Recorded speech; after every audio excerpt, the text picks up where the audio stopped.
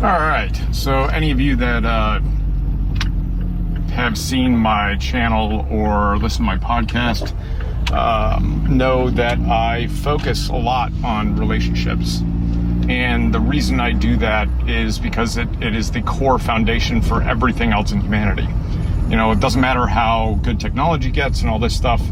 At the end of the day, if you can't have, it doesn't matter how the socio-political stuff ends up changing or forming, if you don't have good relationships with people, and that's romantic relationships, partner relationships, friendships, that kind of stuff, then everything else just doesn't really matter. Everything else is you just existing and going through the motions and, just being there. You're not actually part of anything. You're just kind of existing in this world instead of being a part of the world. It's probably the best way I can describe it. So, one thing that I don't know if a lot of people just don't want to talk about it, but when you have someone that is exhibiting cluster B personality traits, all right, and in order from the most to the most harmful externally to the most turmoil emotionally inwardly, it goes antisocial personality disorder, narcissistic personality disorder, borderline personality disorder, and histrionic personality disorder. So one of the things, if you're in a relationship with someone that has these traits, whether they have the personality disorder or not, if they have strong traits, and I'm not talking like every now and then, traits of these, most of these disorders, there's usually about 9 different qualifiers they have to qualify for, and most of them you have to qualify for at least 5, right? And what people forget is they have to be pervasive over your lifespan.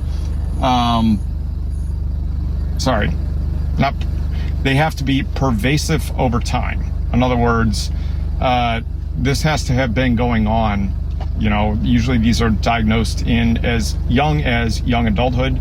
That's why if anybody out there has been diagnosed, I recently heard of someone who was diagnosed at, I want to say 15. That is too young to diagnose anyone with a personality disorder. That is ridiculous. They're still going through, developmental phases, for God's sake, and you don't know what their home life is like, and there's all kinds of external factors that could be showing these traits, right? Which is why most of them are diagnosed in young adulthood or older. So the real problem, because I am a very long-suffering person and I try to be very understanding, I am an empathetic person, and not only am I have logical empathy, but I have emotional empathy. If someone's hurting or going through some, emotional pain or whatever, I can feel that coming off of them, and I can feel that in myself, right? There's a reason why crying is contagious, right? Because most people feel that kind of way. There's a reason why yawning is contagious, So when you are dealing with someone with these traits, the problem is, no matter how long-suffering you are, no matter how much you love them, no matter how much education you have, no matter how much you actually understand what's going on, right? Or at least are getting a grip of it, or are in denial over it, as was in my case, and thinking that it's just a trauma perspective, like that you triggered something in them, right? No matter how much patience and time you have, it's not worth being in a relationship with these types of people that are actively showing traits like that. And I'm talking a lot of traits, and not working on themselves, right? Not in therapy, not even willing to go to therapy, stuff like that. It's not worth dealing with that. And the reason is, and this is something a lot of people either don't want to talk about or just don't know, which is possible, there is a massive education and life experience gap there, all right? To talk to them, the core of relationships, honesty, empathy, both emotionally and intelligent, being able to be open-hearted or vulnerable with someone, trust, like all of this stuff, right? people with cluster B personality traits, lots of them, okay, whether they are diagnosed or not, you're going to have to explain like 48 different things to them before you can even get into what you're talking about, you know. When it comes to trust, you're going to have to explain to them a ton of different things before you even get into what trust is. When it comes to boundaries, all right, these people don't have boundaries, they have barriers, okay? You're going to have to explain a ton of different things to them before you can even start explaining what a healthy boundary is versus a barrier, all right? And I will say that I was with a person like this, and you know, it was interesting because at the time I thought, this is awesome. We're able to, like, we're going somewhere because we're talking about all this stuff, right? And like, I'm really testing her on this stuff and really like pushing on this stuff and really seeing what her thoughts are on this stuff. You know what? Every other relationship that I've ever been in, and yes, I do think, well, I know part of that was emotional codependency after my partner died.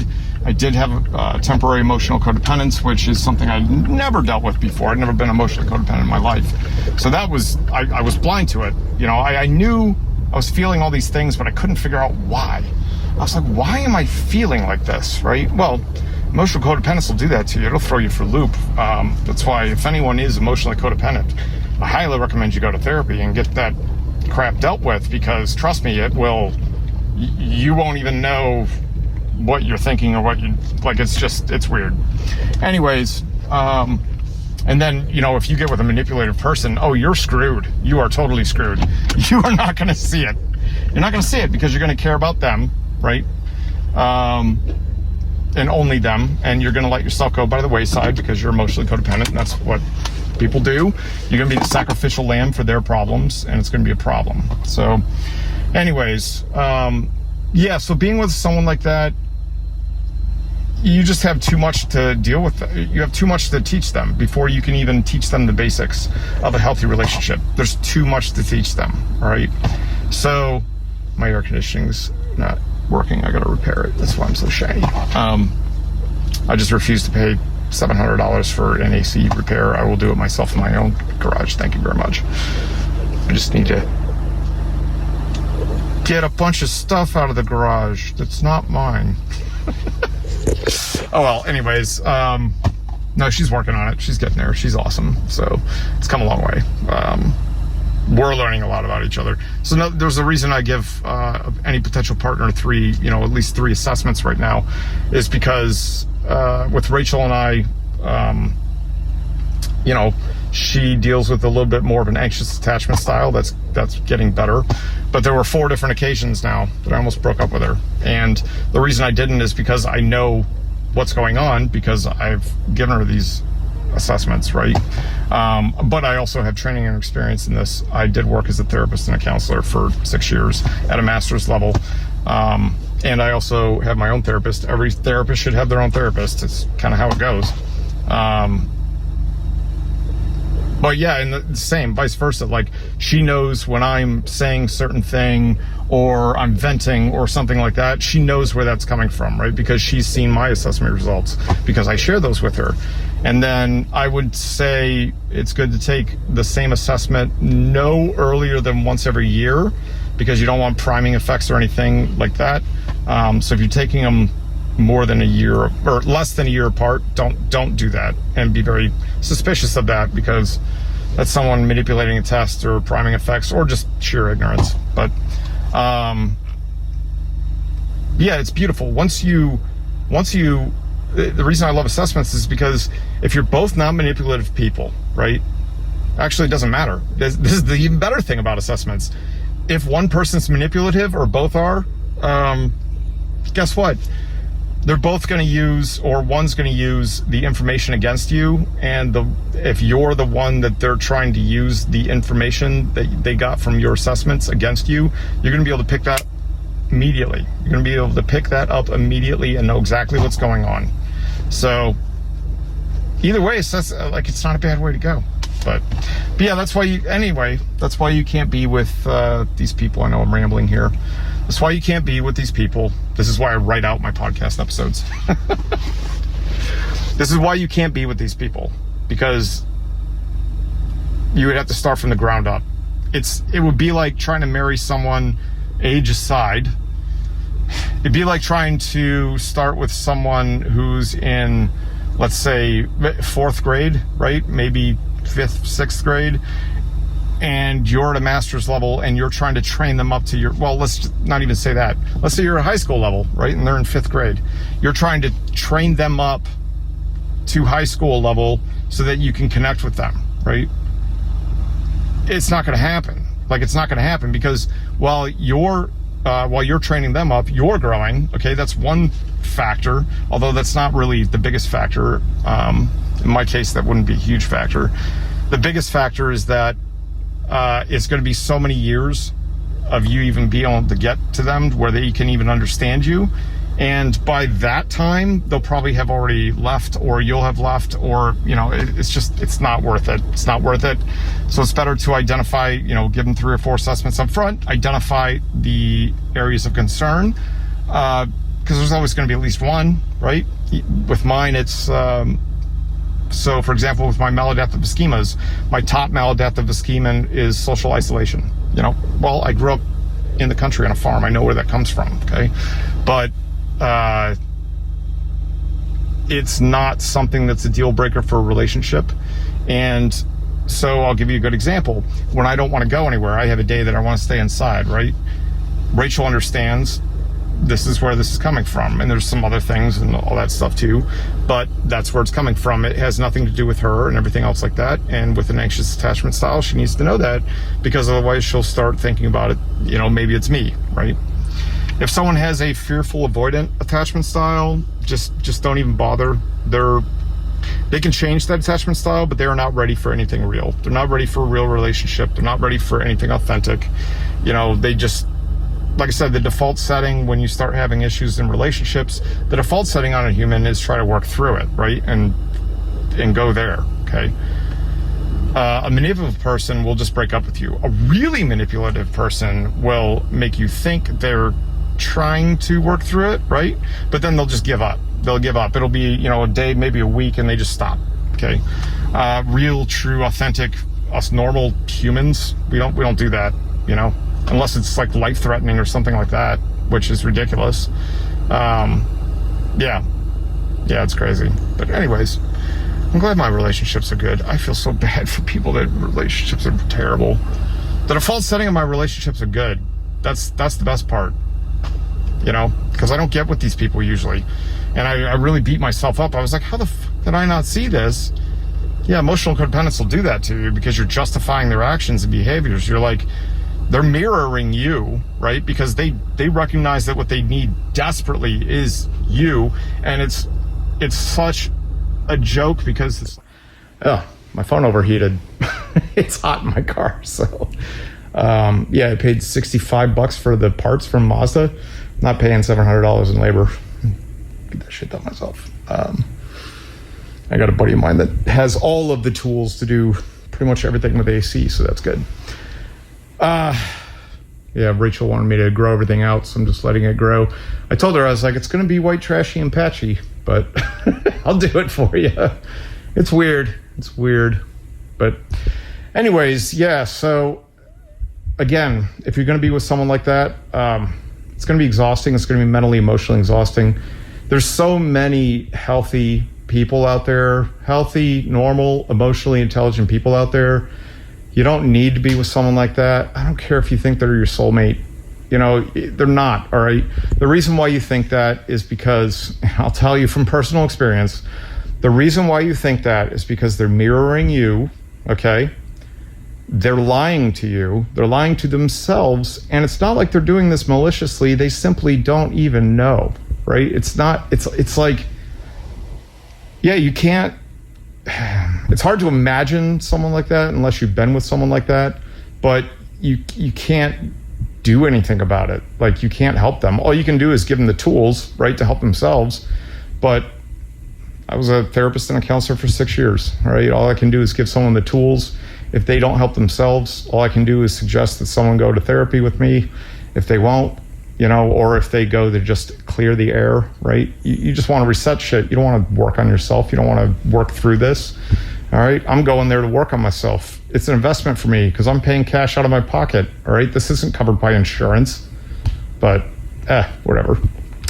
So anyways, yeah, hope this validates some people that, have struggled with this, because I have struggled with this too. I'm like, well, it's not like I'm even looking at the potential of the person. It's not like I'm like, well, the potential of this person is so good, even though that's true. It's absolutely true.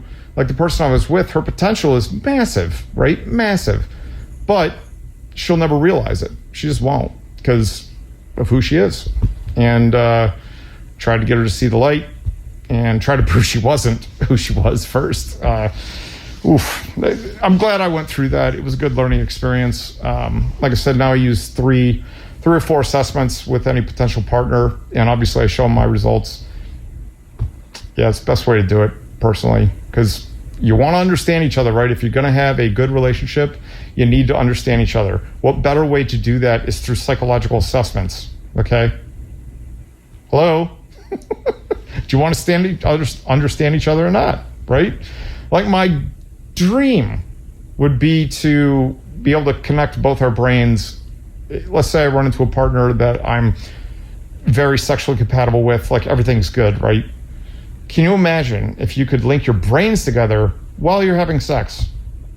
Oh my God. Like that for me would be a dream, right? I could truly, really understand them and they could really, truly understand me. That would be absolutely insane. And maybe someday we'll be able to do that, but not right now. And boy, manipulative people would not be able to hide from that one.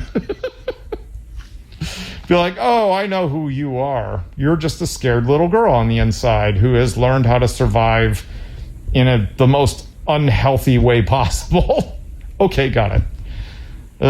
And then you can decide, hey, do I want to, mentor this child, right, up through their adult years? Or do I move on? And I think most of us would probably try to help to some extent, but at some point, most of us would realize that you have to move on. Their parents failed them. They got with people who broke them. I mean, whatever it is, right? Because people weren't born that way, right? No one's born with a cluster B personality disorder, except maybe antisocial personality disorder. I'd have to double check that. It's been a while. That's the worst one.